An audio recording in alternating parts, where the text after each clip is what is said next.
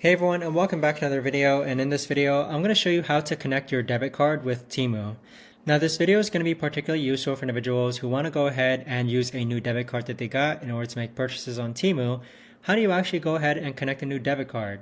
Now this video is also going to be short, sweet, and simple, guys. There's not going to be a lot of steps involved, so make sure to watch all the way until the end. Now the way to do this is that first you want to go ahead and click on Orders and Accounts. And then once you click on Orders and Accounts, you want to turn off this toggle button here and then scroll down to where it says Your Payment Methods. So click on Your Payment Methods. Now once you've done so, you're going to see this option here that says Add a Credit or Debit Card. So click on that. And then from here, you just need to go ahead and fill out the on-screen prompts as far as entering your card number goes, the expiration, and the CVV.